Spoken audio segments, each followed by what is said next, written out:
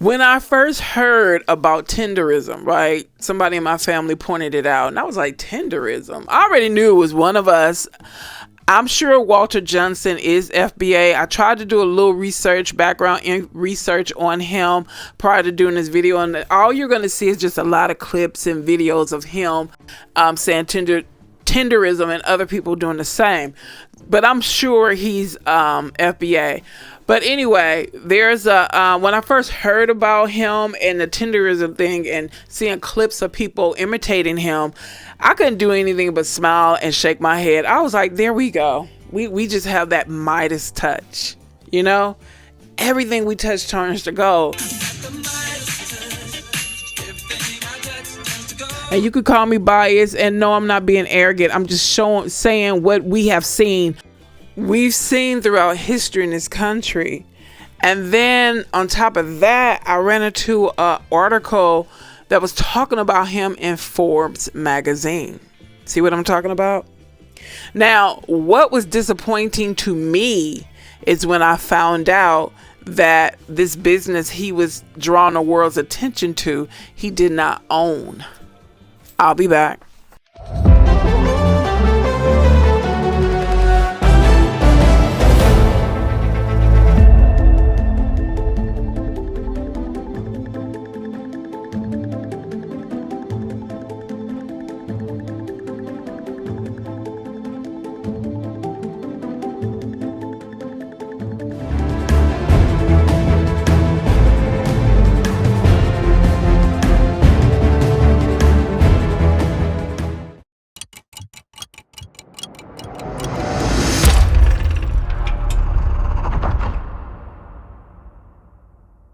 Hey folks, welcome back. Newcomers, welcome. Those who have subscribed, thank you so much. God bless you.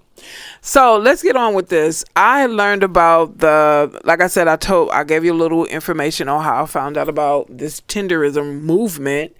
And then what went on between him and Keith Lee that I'm going to discuss was a catalyst that made me discuss something or talk about something that has bothered me for a while. And it really started, I didn't realize how much it bothered me until remember the Popeye chicken sandwich explosion. Now, I want to touch on that a little bit. I did a little research. You know how much free advertisement Black Americans gave Popeye chicken sandwich? They gained 65 million. Well, they say it was equivalent to 65 million in free advertisement. And they talked about the sales surge. It went up 10 to 2%. And it was like the revenue went from 1.4 million before the launch of the chicken sandwich to 1.8 million. So that's what kind of influence we have. And we give that away for free. So when that, like I said, that explosion happened, I would just roll my eyes like, why the F y'all keep doing this? And then what did Popeye offer our communities? Anybody? Did Popeye get on the national stage and say, you know what? Because we made all this money, we're going to do this specifically for copper color people. How many of these corporations that we make rich doing random videos and random reviews that they're not paying us for, how many of them come back and return the favor? So that's when I started becoming annoyed. So when this Tenderism thing came and, it was pointed out to me, I rolled my eyes on the inside and I was like, here we go again. But later on, I found out, I'm going to play some clip. It came from Willie D, and I'm going to put the clip, I'm going to link his full video in my description. But because of what happened between Keith Lee and Walter Johnson, Tenderism Man, they did an interview. The owner and he supposedly, the owner and Walter Johnson did an interview, and Tenderism Man is supposedly a partner. And I was reading some of the comments in the video. A lot of people still not feeling it.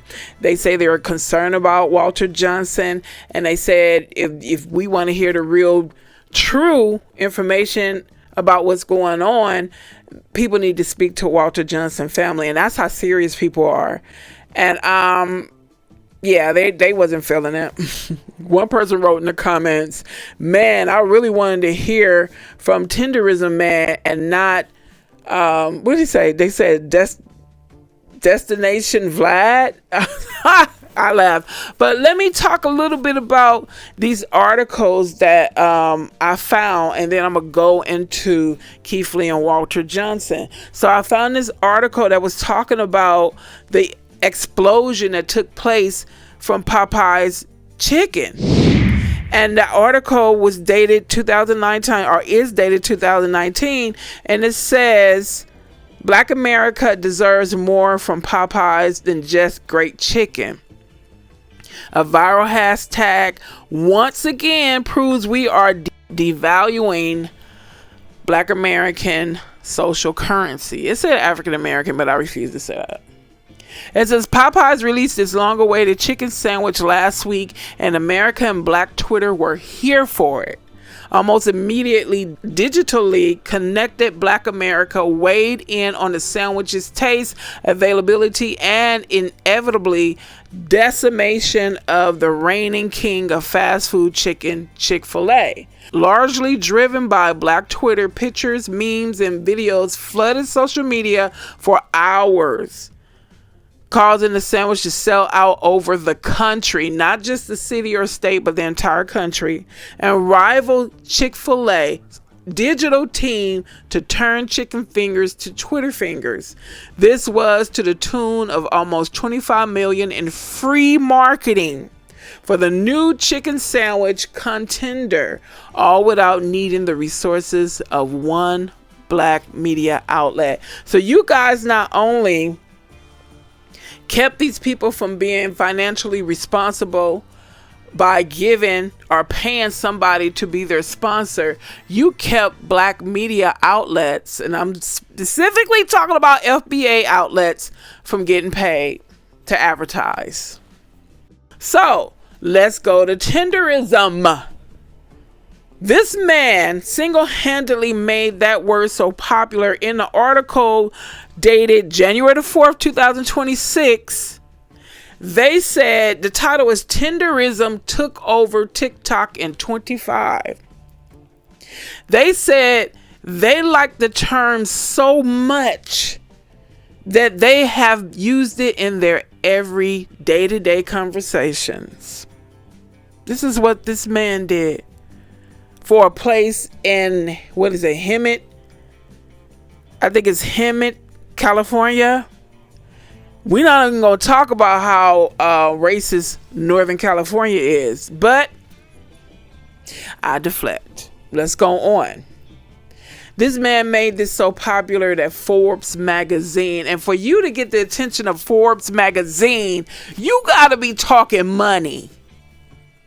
When I play these clips that I'm going to play for you guys, you're going to see how the owner, the white man owner, kind of like, you know, he kind of like plays it down. He kind of plays it down, you know, but he said, of course he said, you know, it was indecent discussing finances online, which I agree with. But that's another way of saying you don't want us to know how much money this Black man made you. And it just takes me back to what our people did on them plantations. And there are some families, some white families in this country and around the world that still have money from what they gained from slavery. That's all I see. When I looked at the two men sitting together, I really am not really tripping off of the picture Walter Johnson is trying to paint like they're buddies. I don't buy it. And I'm not saying Walter Johnson lying. I'm saying he's protecting his financial interests. And they might very well be friends. They might. because of the country we live in, it's like, is there trust there? No, I wouldn't trust it.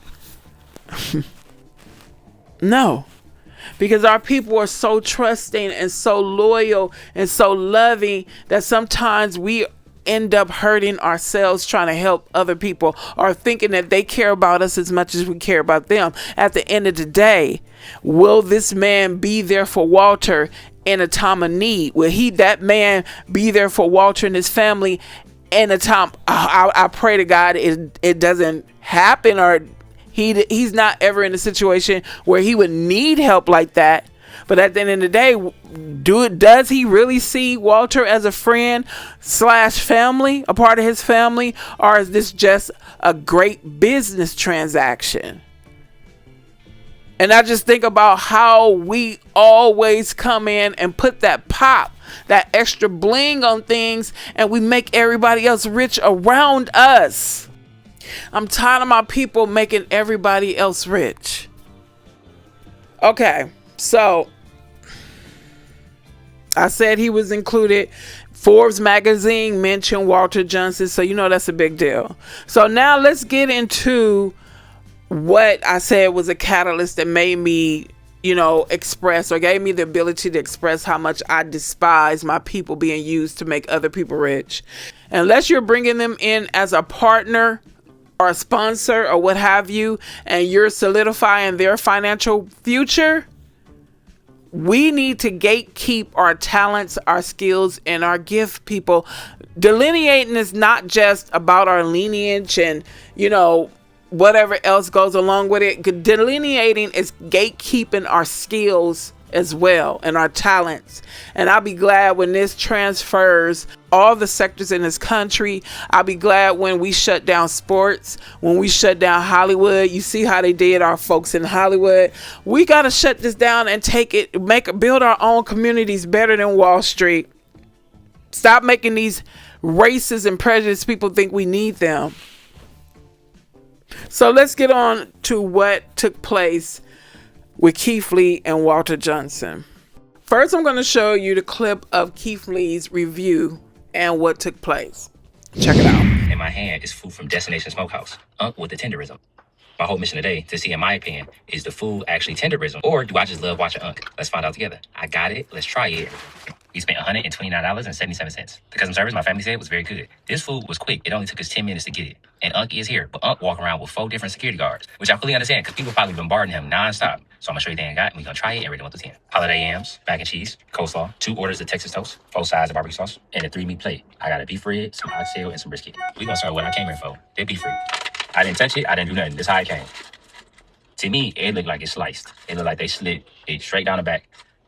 So when I pick it up, that's what happened. I'm gonna pick it up and see if it fall off the bone. Well, there ain't no bone in here. I'm gonna just see if it fall apart. It do not.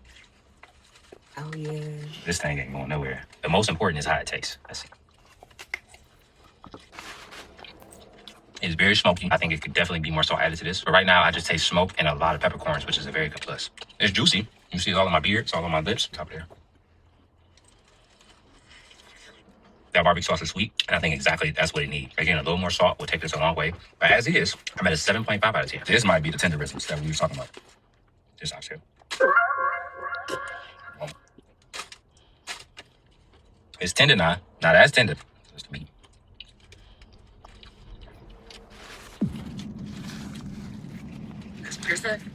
Now, if I had glasses, I'm throwing the glasses on the floor. That is delicious. Fantastic, man. Actually, tender, juicy, peppery, smoky, salty. That might be the best oxtail I've ever had. It's top 3 and it ain't 3. I'm supposed to be tasting. I'm on my 3rd bite. Delicious. For me, personally, 9.7 out of 10. All right, just the brisket. It ain't going nowhere. Oh, there you go. A bit of pull action. This is extremely over-seasoned, in my opinion, when it comes from not only a sodium level, but also a flavor level. That's a decent brisket, in my opinion. 6.5 out of 10. This nigga from Texas. I got somebody from Texas with me. And that's a juice. You smoking? A7. This is mac and cheese. I don't know if this is oil or if this is a vitamin, but Better start separating from the noodle. the cheese completely separated. It almost curdled. I don't know what noodle that is. This is the noodle. Not a fan of that at all. This the yam. You know, that's Tender. sweet. Cinnamon, a lot of spices and flavors. 8 out of 10. For me, the standout was absolutely the oxtail. But past the oxtail, the standout is unk. Not only in my opinion is it extremely hard to get people engaged like that, to show your true personality, to be yourself, no matter how fast things take off in the space. I don't think he intended for it to go the way it's going. I think he just wants to show his love of food and his love of what it is that he's doing. I'm personally taking $5,000 out of my own bank, and we going to say happy holidays to Unc. So, update. We could not get to Unc. Security said it was over with for the day. They said that he was filming something. I believe he was filming a podcast. We had $5,000 in cash, or $4,000 in cash that we was going to give him a hand. They didn't take it, so we're not only going to take this money and feed some people, but we just going to do what we feel like we're supposed to do in the community. As always, after this, I pray and hope that they continue to reach their target audience. God bless you. Have an amazing day. Okay, so you guys see the review he gave. I believe it was fair, based on his experience and what he likes and what he expects, and food as advertised as basically the best. So, and then he told what he experienced when he tried to go back in there and talk to Unc. Now, questions people had was, you know, did he ask? Well, I'm sure he did ask, because they were told that he was walking around filming. My thing is, I don't give a damn what you doing. It's the people who made you visible to the nation, if not the world. Whatever filming you're doing, whatever podcast you're doing, whatever video you're doing, that could have paused. You could have put that on pause and go greet this person that was trying to pay you homage. I don't care what excuses you have. You should make time for those people who are supporting you, because nobody have to come to your restaurant. So that annoyed me. And then to find out he was coming out his pocket giving this man a $5,000 tip. Some people get excited for a $10 tip. That money you could have took to your household. And somebody I said, well, since they didn't, go get him and let them know, if somebody really want to meet you and they have something for you, that business should come out their pocket and give Mr. Johnson that tip. Okay, now let's get into their reasons for what happened, what took place. Let's be fair. Check it out. Smokehouse, and later posted a review describing his experience. In that review, he said he was denied the opportunity to meet Walter Johnson, also known as Mr. Tenderism, and leave a large tip. After the video went viral, many people in the public took issue with what they heard and questioned whether access to Walter was being restricted. In the comments under my reaction video, some viewers went as far as expressing concern that Walter, a black man, may be taken advantage of by Nick, a white man, a business owner, raising broader questions about transparency, power, and fairness behind the brand. So the question that a lot of people is wanting to know, first of all, is, did you guys know who Keith Lee was before he showed up at the door? I want to say this right quick, and I'm going to go back to the interview. I give Willie D major props for what he said, how people feel and what they're concerned about. And then this being an older black man, not saying he's senile or anything. And then this being a white man. And again, that reflects the history of this country. But I gave him, I really respected him for throwing that out there and not ducking and dodging and being nervous or, insecure to ask him the tough questions. So let's continue. I'll let you go first, sir. No, I did not know who he was. And at the time, I was not notified that he was here because I don't be on the internet. Like I said, I'm the old gentleman. I mean, hey, it is what it is. But I do not be on it that much to know he was a food critic. And now he can come back up here and we can meet person to person, school in the game. But no, I did not know who he was. No disrespect to him. Mm-hmm. Okay. Now. Well, I was kind of shocked when I found out. The way I found out was at the end of the podcast we were doing with Idi Amin. You know him from the Outlaws? Absolutely. That's my boss. That's my dog. Cool. So really solid. We were like 3 weeks out from planning it, and a lot of hiccups happened. We were so late in the day, but when we were doing it, we were just totally locked in. So I found out at the end of it was only 30 minutes too. It was a 30-minute podcast. Mm-hmm. So at the end, our head of security / host, Josh, came over and was like, hey, Nick, man, it's like some guy came, and he was trying to meet Walt to give him a $5,000 tip. I was like, oh, that's kind of weird because we've had like streamers come in, trying to like come in and get weird content. So we love the exposure, but we don't need weird exposure. So he took it, and he didn't know. That was another shocking thing. My friend Walter French. Yeah, that was one thing that put me off when he described what Keith Lee wanted to do as weird, like giving Mr. Johnson a large tip. So I was like, what's weird about it, dude? You know, okay, go on. Let me continue. Or let them continue. On camera, and then one lady who was working that day are the only 3 people in the restaurant who knew who he was. And I was in shock. I didn't even know it was Keith Lee until like 15 minutes after I heard about the tip. So as soon as I got the idea, I started messaging him, and I went out into the parking lot trying to find him. I was hoping he was going to be at our restaurant when we were in Hemet in our original location. I know who he is. I'm a food guy, and I'm on the internet all the time. I do all our social media, so I'm well aware. And it would have been a great boost to us in Hemet, you know? I figured he just never came because the level that we're at now, he likes to help out businesses that need more exposure, you know? So, but I would have been, if I would have known he was here, I would have probably asked Edie to stop for a few seconds so we could go over there. That's what I would have done. But ever since I reached out to him, I've gotten 0 response. I thought I was very respectful.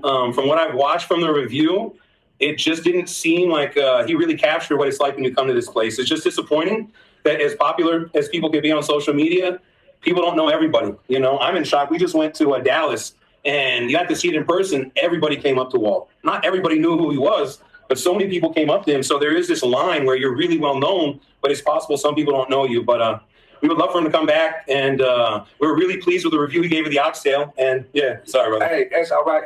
Hey, look here, Mr. Brother. That's what we need to do in this podcast. He's sitting here with us. And that way we can clear all this other stuff up. Like I am, in a sense, a little older than a little bit, not much now. And so, you know, hey, I want to get it in over. Let don't be candy coated. Let's just sit down, gentleman conversation, you know, drink some Kool-Aid and something together, and we eat some of these oxtail. And then we talk about this here, because it's just misunderstanding. It's 2026.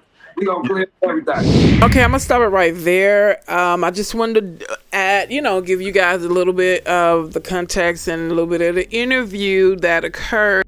As I said, I use this as an avenue for me to discuss how I feel about my people giving millions of dollars away in free advertising for people who don't respect it, don't appreciate it, and don't do anything to show how much they respect it and appreciate it. It's like they expect us to do this and not offer to give anything back in return.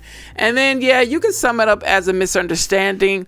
I think it was a dumbass misunderstanding, because I feel like if it was me and he came up to me and was like, yeah, I would like to give Unc this, and express that it was a large tip, and, you know, just say hello, I would have stressed that. I would have went to, if I couldn't get to Unc or somebody else who was working with him on this podcast thing, I would have been to the manager. I would have went to the supervisor, because I would have saw it like, this is what I want you to do for me. So if somebody trying to give me that kind of money that can help me and my family, yes, I don't care what you got to do. If you got to get your ass on a bullhorn to get my attention, do it. And I really feel like they didn't do enough. You know what I'm saying? And Keith Lee didn't have to stand there and beg to give somebody some money. You know what I'm saying? And what I've learned, to be real with you, I don't know who he went to ask, you know, for assistance. But what I've seen in videos and what has been said to me derogatorily in the past is like, if some of these racist and prejudiced people don't think you're someone, they're not going to invest that much time and attention into helping you. If they don't think you're anybody, you're not worth their time and attention. Who's to say that is not what occurred with Mr. Lee? You know, if they didn't know who he was, it's like, I'm not going out of my way to get this man for you. It could have just been bad miscommunication. It could have just been laziness. Who knows? It's not something that can't be fixed, that can't be repaired, that can't be rectified. But it goes to show, I think people in business should take this as an example of what not to do when someone is trying to pay you homage. You're not that damn big that you can't stop what you're doing for a second, for a minute, to show appreciation to someone who's trying to show you appreciation. Okay, hope you guys enjoyed this video. Thank you for your support. Like, commenting, and subscribing and sharing. Sharing is caring. And I will see you guys in the next video. Take care.